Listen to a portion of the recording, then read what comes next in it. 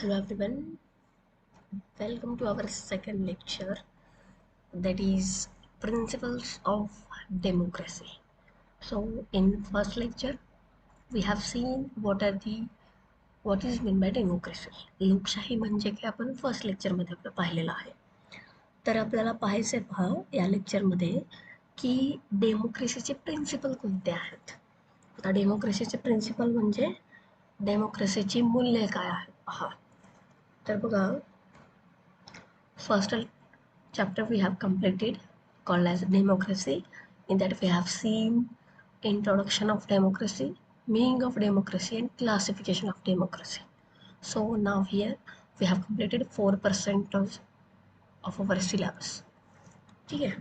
So in this lecture we are going to learn about principles of democracy and dimensions of democracy. So let's start our second lecture. So see, what is the principle of democracy? Principles of democracy. First of all, it is say first principle is government by consent or agreement. म्हणजे संमतीचं सरकार. मराठीमध्ये आपण काय म्हणू शकतो? संमतीचं सरकार. Consent किंवा ॲग्रीमेंट म्हणजे संमती. तर government by consent or agreement हे पहिलं मूल्य आहे, पहिलं प्रिन्सिपल आहे लोकशाहीचं, की या लोकशाहीमध्ये जे सरकार असतं ते लोकांच्या संमतीनं हे सरकार बनलेलं असतं. Second, public accountability. ठीक आहे, पब्लिक अकाउंटेबिलिटी मीन्स इथं जे आपले रिप्रेझेंटेटिव्ह असतात ते पब्लिकला ॲन्सरेबल असतात. कोणताही इश्यू असू द्या, तर इथं जे रिप्रेझेंटेटिव्ह असतात ते पब्लिकला त्या इश्यूबद्दल ॲन्सरेबल असतात. So we will see more about public accountability in detail in next slides. Means public accountability means ही सार्वजनिक जबाबदारी असते यामध्ये. तर पहा, थर्ड प्रिन्सिपल आहे आपला मेजॉरिटी रूल, म्हणजे बहुमताचं राज्य म्हणू शकतो आपण. तिथं बहुमताला महत्त्व दिलं जातं, बहुमताचं सरकार असतं. त्यानंतर कॉन्स्टिट्युशनल गव्हर्नमेंट.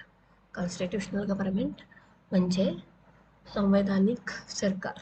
संविधानिक म्हणजे काय, तर यामध्ये सगळ्यात जास्त पॉवर जे आहे ते कायदेमंडळाला, विधिमंडळाला असतात.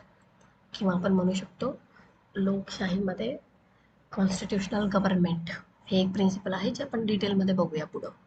आणि रूल ऑफ लॉ, तर हे काही प्रिन्सिपल आहेत. त्यासोबत अदर प्रिन्सिपलसुद्धा आहेत, दुसरेसुद्धा इतर प्रिन्सिपलसुद्धा आहेत आपल्याजवळ. तर ते कोणते पहा, free and fair election. Free आणि फेअर इलेक्शन यामध्ये घेतलं जातं. इंडिपेंडंट ज्युडिशियरी असते. ज्युडिशियरी मीन्स न्यायव्यवस्था, स्वातंत्र्याची न्यायव्यवस्था इथं अवेलेबल असते. ट्रान्सपरन्सी असते, ठीक आहे, आणि मल्टीपार्टी सिस्टीम असते. Multiparty system, transparency, independent judiciary, free and fair elections. हे काय आहे, तर आपण जे मेन जे प्रिन्सिपल होते तर ते आपण पाहिलेले आहेत 5 principle. Government by consent or agreement, public accountability, majority rule, constitutional government, rule of law. Then other principle आपण पाहिले free and fair election, independent judiciary, transparency म्हणजे पारदर्शकता, आणि मल्टीपार्टी सिस्टीम. तर आपण बघूया वन बाय वन हे principle. So let start. First our principle आहे government by consent or agreement, म्हणजे संमतीचं सरकार. पहा, democracy is government by agreement of the people. लोकशाही हे असे सरकार आहे ज्यामध्ये लोकांची संमती असते. And rational agreement can be obtained by an atmosphere of free discussion. तर रॅशनल ॲग्रीमेंट आपण कसं आपल्याला भेटू शकते, जी संमती जी आहे ती कशी भेटू शकते, तर फ्री डिस्कशनचं ॲटमॉस्फिअर तिथं पाहिजे. ठीक आहे, काय म्हणलेलं आहे, rational agreement can be obtained by an atmosphere of free discussion.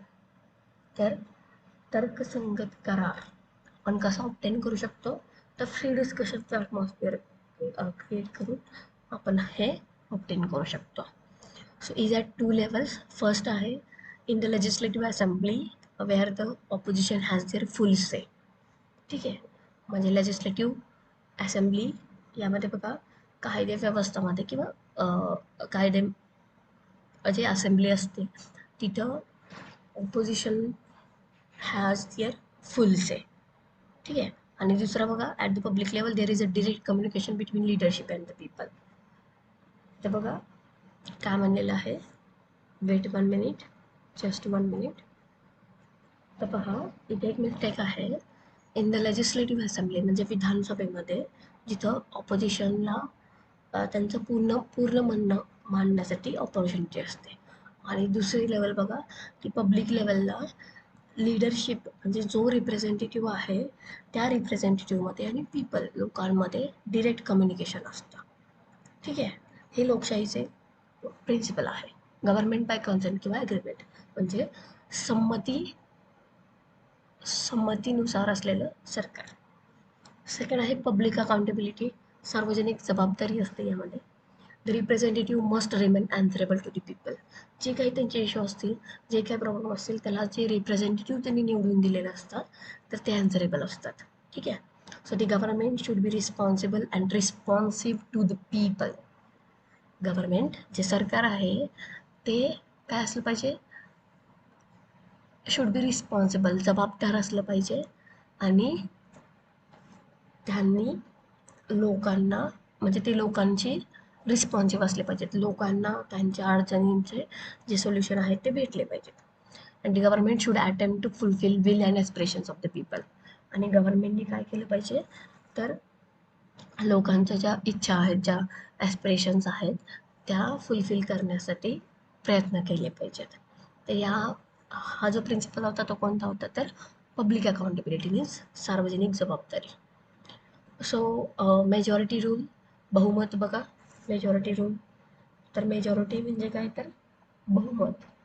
Majority rule हा एक काय आहे तर आपला डेमोक्रेसीचा एक प्रिन्सिपल आहे. मेजॉरिटी रूल बहुमताचा नियम म्हणतो आपण याला. तर पहा 1 मिनिट.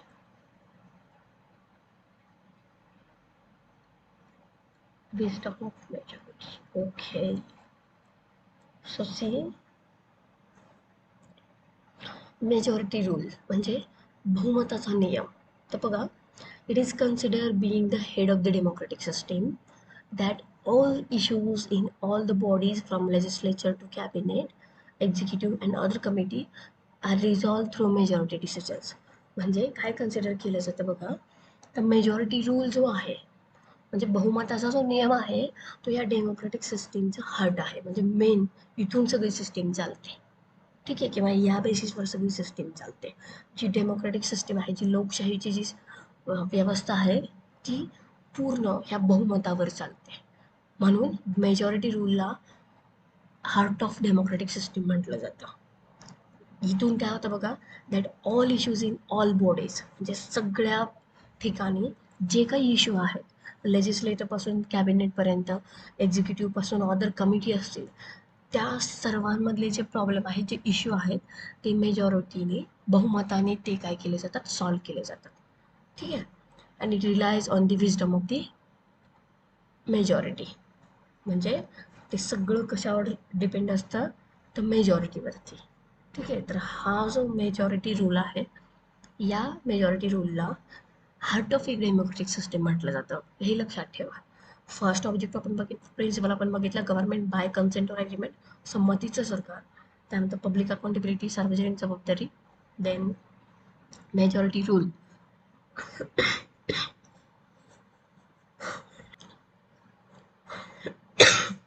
बहुमताचा नियम आपण पाहिलेला आहे यामध्ये. तर बघा नेक्स्ट प्रिन्सिपल आपलं कॉन्स्टिट्यूशनल गव्हर्नमेंट. कॉन्स्टिट्यूशनल गव्हर्नमेंट म्हणजे काय बघा, कॉन्स्टिट्यूशनल गव्हर्नमेंट हे जे आहे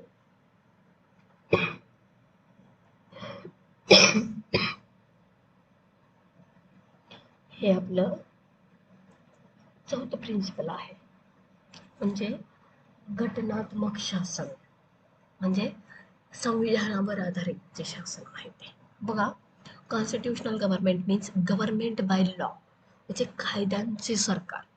ठीक आहे, गव्हर्नमेंट बाय लॉ, कायद्यांचं सरकार, रॅदर दॅन बाय मेन, म्हणजे लोकांपेक्षा हे गव्हर्नमेंट जे आहे ते कायद्याचं गव्हर्नमेंट असतं, त्याला आपण घटनात्मक शासन म्हणतो. It is essential to have a well established tradition of law and constitution for stability of democratic government.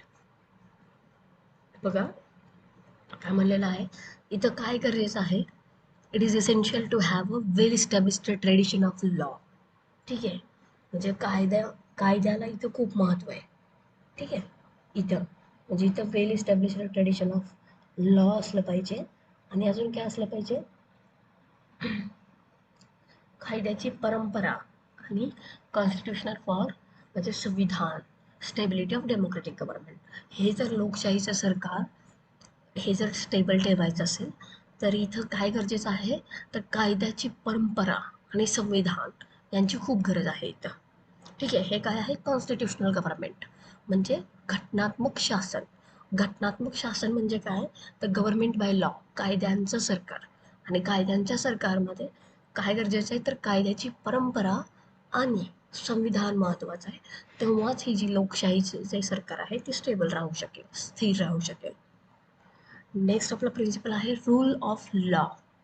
ठीक आहे, कायद्याचा नियम, कायद्याचे नियम म्हणू शकता तुम्ही, रूल ऑफ लॉ. आता रूल ऑफ लॉ म्हणजे काय, रूल ऑफ लॉ म्हणजे काय, तर पहा, कायद्याचे राज्य. ठीक आहे, आपण काय म्हणू शकतो, rule.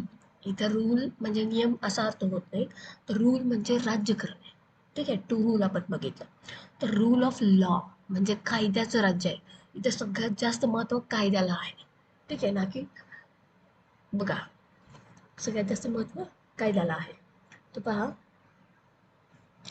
Equal protection of law to all without discrimination. तर equal protection of law to all म्हणजे कायद्याने सर्वांना संरक्षण आहे. कायद्याचं संरक्षण जे आहे ते सर्वांना आहे, विदाउट डिस्क्रिमिनेशन म्हणजे कुठंही भेदभाव केला जात नाही. कायद्याचं जे संरक्षण आहे ते सर्वांना आहे, कुठंही भेदभाव केला जात नाही. डिस्क्रिमिनेशन म्हणजे भेदभाव असं मानता. No one is above the law, elected officials, the police, military members. ठीक आहे, कायद्याच्या वर किंवा कायद्याच्या पुढं कुणाचंही काहीही चालवून घेतलं जात नाही. मग ते इलेक्टेड ऑफिशियल असतील म्हणजे आपण निवडून दिलेले अधिकारी असतील, पोलीस असेल किंवा मिलिटरी मेंबर्स असतील, कोणाचंही कायद्याच्या वर किंवा कायद्याच्या पुढं कुठलंही म्हणणं चालू शकत नाही. या लोकशाहीमध्ये कायदा हा महत्त्वाचा असतो, कायद्याचं राज्य असतं. लॉज आर एन्फोर्स्ड इक्वली, सगळ्यांना ते इक्वली काय केलं जातं, एन्फोर्स केलं जातं, फेअरली अँड कन्सिस्टंटली. ठीक आहे, लॉज हे सर्वांना समान असतात, ते सर्वांना समानतेने लागू होतात. ठीक आहे, हे आपण प्रिन्सिपल बघितलं, रूल ऑफ लॉ, कायद्याचं राज्य. नेक्स्ट बघा, ट्रान्सपरन्सी, पारदर्शकता. आता पारदर्शकता म्हणजे काय, तर people must be aware of the actions their government is taking. म्हणजे सरकार जे करते किंवा सरकार ज्या ॲक्टिव्हिटी करत आहे, की ज्या ॲक्शन घेत आहे त्या लोकांना माहिती पाहिजेत. म्हणजे सरकारचं काम आणि लोक यांच्यामध्ये पारदर्शकता पाहिजे, लोकांना कळालं पाहिजे की ते सरकार काय करते. So there should be transparency. Transparency is must in the democracy. People must be aware of actions their government is taking. त्यांचं सरकार जे ॲक्शन घेते त्याबद्दल लोकांना जागृती पाहिजे. A transparent government holds public meetings and allows citizen to attend.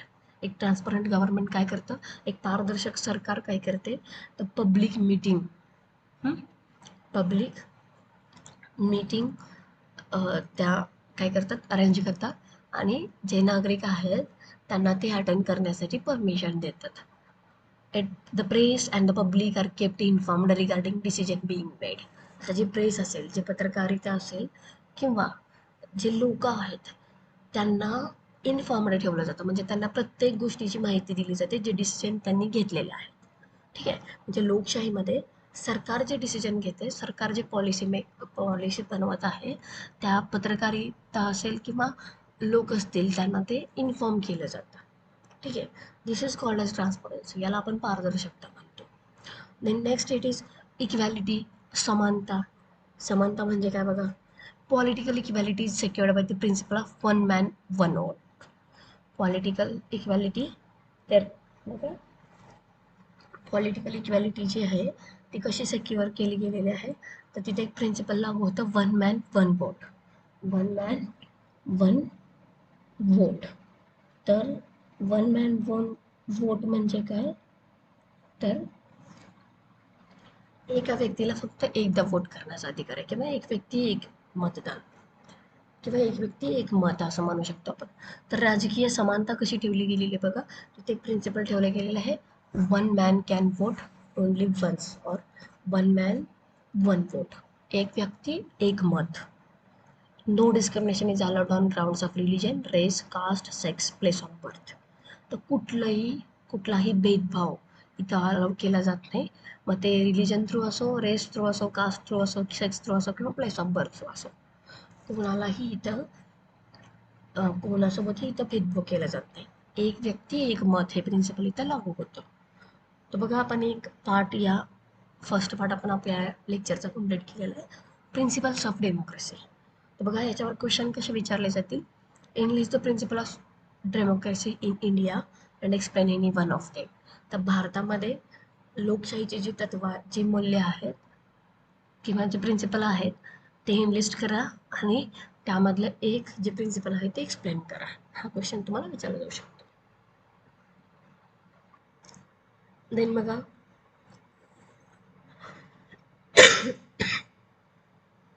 Analyst the principles of democracy and explain any two of them. तर आत्तापर्यंत आपण जे प्रिन्सिपल बघितले डेमोक्रेसीचे, तर ते प्रिन्सिपल एनलिस्ट करायचे, आणि ते जे प्रिन्सिपल आहेत ते काय करायचे, तर त्यामधले दोन प्रिन्सिपल तुम्हाला इथं एक्सप्लेन करायचे आहेत. ठीक आहे, just a minute.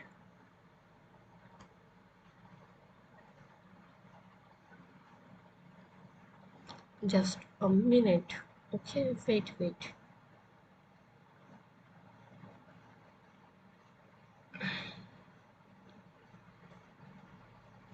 So see, till now here we have completed the principles of democracy. Now we are jumping on our next topic or next point. See what is our next point? Dimensions of democracy.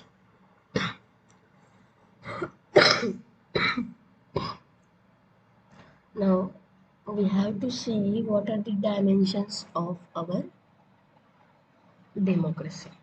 ठीक आहे, तो बघा definition: a democratic welfare state that incorporates both capitalist and socialist practices.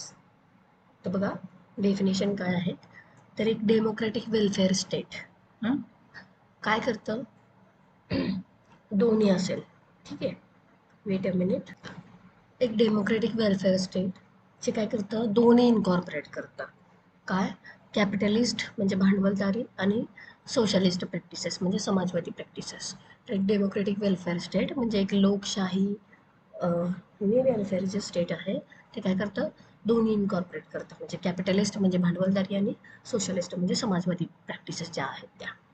तर democracy is a political, social and economic ideology. Democracy म्हणजे लोकशाही ही political आहे, राजकीय आहे, सोशल सामाजिक आहे, आणि इकॉनॉमिक आयडिओलॉजी आहे, that supports economic and social intervention to promote social justice. तर ती काय करते, तर काय सपोर्ट, कशासाठी सपोर्ट करते, तर इकॉनॉमिक आर्थिक आणि सामाजिक intervention to promote social justice म्हणजे सामाजिक न्याय, यासाठी ते काय करते, प्रमोट करत असते. ठीक आहे, आपण बघितलं की डेमोक्रेसी, लोकशाही हे राजकीय, सामाजिक, आर्थिक आयडिओलॉजी आहे, जी काय करते, आर्थिक आणि सामाजिक जो हस्तक्षेप आहे, सोशल, तो प्रमोट करते, जेणेकरून सामाजिक न्याय इथं आपण प्रमोट करू शकतो. Social democracy aims to create the condition for capitalism. ठीक आहे. सोशल डेमोक्रेसी सामाजिक लोकशाही काय करते, त्याचा उद्देश काय असतो, तर कॅपिटलिझम म्हणजे भांडवलवाद जो आहे, तर त्यासाठी कंडिशन क्रिएट करते to lead to better democratic outcomes. म्हणजे कशासाठी, तर जे डेमोक्रेटिक आउटकम्स जे रिझल्ट आहेत ते आपल्याला चांगले भेटावे यासाठी. In India, Dr. B.R. Ambedkar, the chairman of the drafting committee of the Constitution, strongly advocates for social democracy. तर भारतामध्ये जे डॉक्टर बी आर आंबेडकर होते, ते काय होते, तर ड्राफ्टिंग कमिटीचे ते चेअरमन होते. आणि त्यांनी काय केलं, तर सोशल डेमोक्रेसी जी आहे ती स्ट्रॉंगली त्यांनी ॲडव्होकेट केलेली आहे. ठीक आहे, इन इंडिया. तर बघा आपण काय बघितलं, डायमेन्शन ऑफ डेमोक्रेसी आपण पाहिलं. त्यानंतर आपण डेमोक्रेसी जी आयडिओलॉजी आहे ती काय प्रमोट करते. त्यानंतर आपण बघितले सोशल डेमोक्रेसी. ठीक आहे. किंवा in India doctor B R Ambedkar the chairman of the drafting committee of the constitution strong advocates for social democracy. So these all points we have seen in this slide. So see next what we have to see, core values of social democracy. Core values, what is mean by core values? So core values means मूलभूत जे मूल्य आहेत, ठीक आहे, social डेमोक्रेसीचे. तर ते मूलभूत मूल्य आपल्याला यामध्ये पाहायचे आहेत. तर बघा आपण काय पाहतोय, तर आपण बघतोय की सामाजिक लोकशाही जी आहे, त्या सामाजिक लोकशाहीचे मूलभूत मूल्य कोणते आहेत. तर बघा फर्स्ट आहे फ्रीडम, स्वातंत्र्य, इक्वॅलिटी, समानता. आणि थर्ड आपण बघतोय फ्रॅटर्निटी, स्वातंत्र्य, त्यानंतर समानता आणि बंधुत्व किंवा बंधुता, फ्रॅटर्निटी मीन्स. तर बघा फ्रीडम म्हणजे स्वातंत्र्य, इक्वॅलिटी म्हणजे समानता आणि फ्रॅटर्निटी म्हणजे बंधुत्व किंवा बंधुता. हे मेन काय आहेत, तर कोर व्हॅल्यूज आहेत social डेमोक्रेसीच्या. So this was the battle cry of French Revolution and come to be the standards by which states and societies were judged. तर हे काय होतं, this was the battle cry of French Revolution. What is meant by battle cry? तर बघा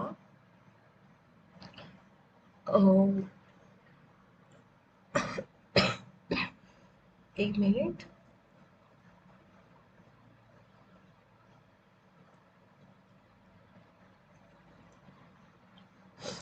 हे जे होतं ते काय होतं, तर फ्रेंच क्रांतीची जी लढाई आहे, हे काय होतं बघा, this was the battle cry of the French revolution and come to the standards by which states and societies were just. म्हणजे ज्याच्या बेसिसवर स्टेट्स आणि सोसायटीज हे जज केले जात होते.